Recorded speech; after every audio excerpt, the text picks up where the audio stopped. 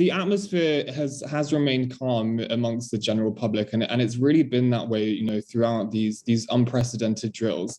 We reached the final day of these drills, which started after, as you mentioned, Nancy Pelosi leaving, and that's included, ballistic missiles being fired over Taiwan, simulated attacks, as you just mentioned.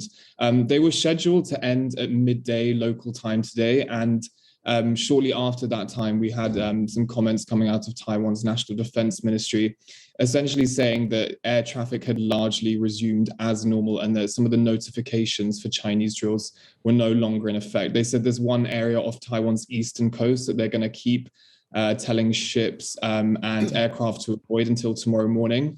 But coming from the kind of Chinese outlets, there was a bit of an interesting contradiction in terms somewhat.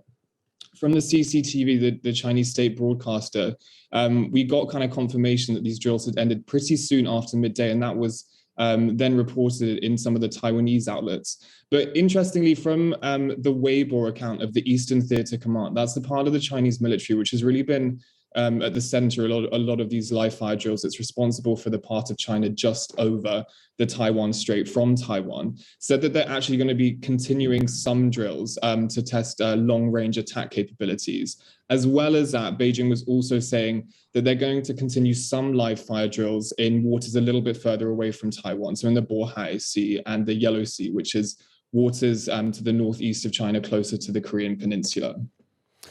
James, what about the people in Taiwan? How are they feeling? And are they looking back at that Nancy Pelosi visit thinking that it was a mistake because it sort of aggravated China?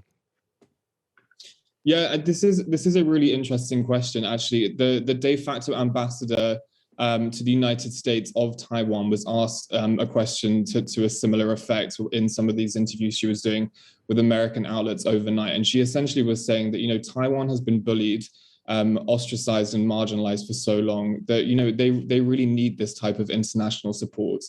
In terms of how the Taiwanese public and how Taiwanese people have been responding, right up from when the news of this initially potential visit, then confirmed, was reported in the Financial Times. Many people have remarked on this now, but it was very muted. And even, going into this period of live fire drills, the atmosphere really, it can't be emphasized enough how calm people have been.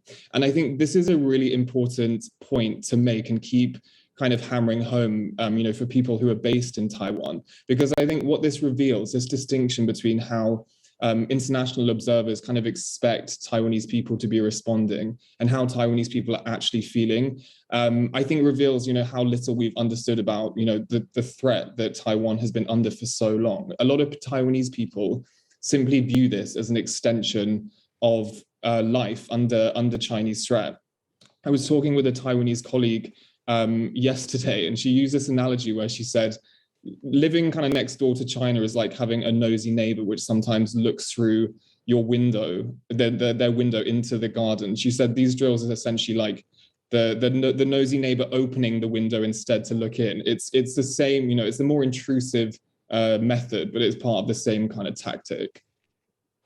James, thank you so much for giving us all this time. It's really interesting to get a viewpoint from someone who's on the ground there. James Chater, journalist for TaiwanPlus News, speaking to us in Taipei.